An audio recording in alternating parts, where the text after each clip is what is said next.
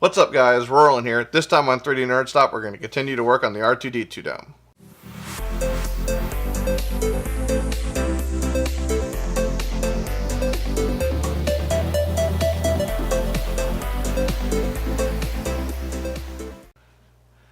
Alright guys, here you go. As you can see, this is a lot of sanding. I started off here sanding with an 80 grit sandpaper.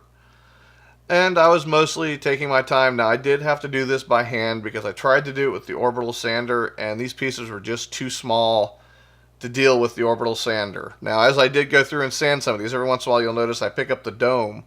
I did make sure as I was sanding them down, I sanded them down so they would fit on the dome properly because some of them needed to be sanded down to fit. But I did go through and sand all the pieces down. It wasn't difficult. 80 grit sandpaper leaves a fairly smooth surface behind, but it is a little rough, which means when you go to paint it, it's a lot easier to get the first layer to adhere to it because it's not perfectly smooth. You don't ever want your first layer you're painting on to be perfectly smooth.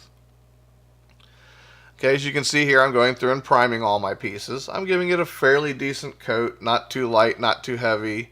I'm not worried about runs or anything like that on them because I'm going to sand this mostly back down to plastic again. I am trying to make sure I fill in the grooves pretty well. I don't want to try and leave grooves that aren't filled in. So I am spending quite a bit of time painting them. Then I had to go back through and assemble the upper and lower rings. And then once I got them assembled, I primed them as well. Now I did take time and make sure that when I did these, the cracks around the edges, I made sure I put extra primer on the cracks to help fill them in. And then I had some little pieces left over that I hadn't primed yet, so I went ahead and primed those. And then it was time to give the dome its black layer. Now I do the black layer on it here because I'm going to do a silver on top of it, aluminum color, aluminium. I did have some issues with it. It was a little runny. Because I put it on a little too heavy. I'm not the best at spray painting, I never have been, but I'm getting a little better as I go along with this. I'm learning. So I went back and sanded it down and then went and gave it a lighter coat this time so all the run marks would be gone. After that I went back to sanding, the first sanding to sand down the primer.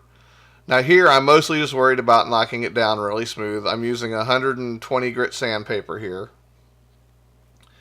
Sanding it down, this helps get it a little smoother than the 80 was. I'm not worried about going too far down to the plastic, but I am making sure I get down to it on all of the pieces.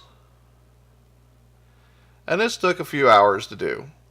Then when I got done, I did my second coat. Now in the second coat, I did put it down a lot thicker. I spent more time on each piece to make sure that I had a thick coat here and it did fill in all of the remaining marks that were left behind. Even though I know I'm going to go back and do a third coat on it, I wanted to make sure on this coat that it did really, really well.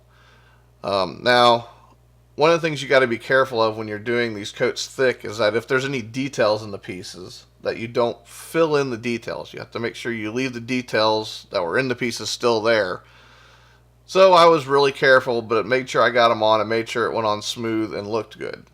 And see, talking about details, this is one of those pieces that has some details in it. It has some cracks. So I want to make sure I don't fill the cracks in, but I do get the rest of it well primed.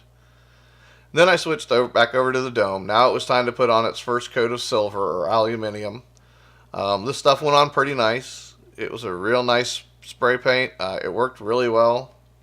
It's a pretty color. It looks pretty close to me. I mean, I'm not the best judge of color. I'm slightly colorblind, not completely.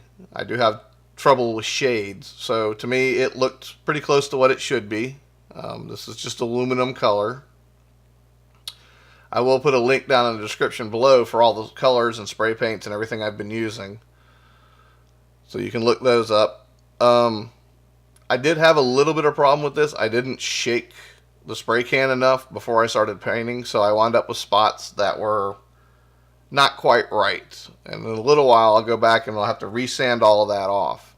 Now here I'm going through the second layer and sanding it down, getting everything ready for the third. Now this time I'm going through with 150 grit sandpaper and then going back over it with a 220. So I'm using 150 grit sandpaper to knock down the majority of the material because I'm not trying to thicken the pieces with the primer. I'm just trying to fill in all the cracks.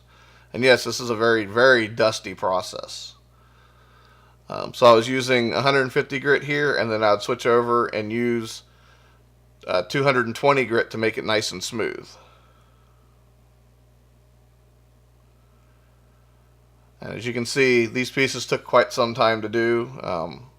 From one day to the next, it took a little over 2 days to go through and sand all these pieces. Of course, I did a lot more than that the day before.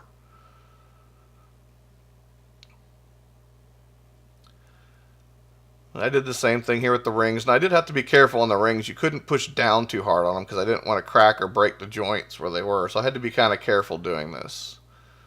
And it took quite a while to sand all these pieces down. Alright, now this is where I was talking about. I had to go back to the dome, and this is where I was having the issue where I noticed in places the color wasn't right. It's like when it came out of the can, the paint came out clear instead of silver because I didn't have it shook up well enough. So I decided I needed to go back and sand this all the way back down to black. So I started sanding it again, and this took a little while. Here I'm using 220. I don't want to rough it up. I just want to take off a layer, so I am using 220 grit sandpaper. As you can see, I took it all the way back down to where I had the black coat. And now here I'm actually just wiping it. I'm dusting it because I'm getting ready to paint it again. I'm going to repaint it black because I want a nice black coat underneath the aluminum. So I'm going to try it again.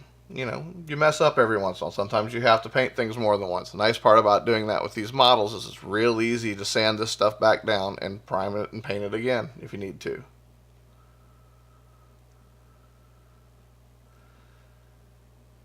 Alright guys, so here we go. I'm about to start my third coat of black on this now. So I was real careful, and I've gotten used now, getting a little better and a little more used to how to paint this. So this worked out pretty good. Now this is as far as I've gotten so far. I know this seems like a very little work for 3 weeks, but it's actually quite a bit of work. It's taken me a long time, and well, I don't have all day every day to work on this stuff. I only get a couple hours a day to work on it, and then a couple hours on the weekends when I have time on the weekends. So alright guys, so I finished painting this black, and that's where I stopped on this for this week. Alright guys, so if you like what you saw, please like and subscribe. Please leave a comment down below. I'd love to hear from you. And on next video, we're going to get all these pieces finished. I mean, we'll have them finished, and we're hopefully going to start on the animatronics for this, the coating for it. So until next time guys, have a great day.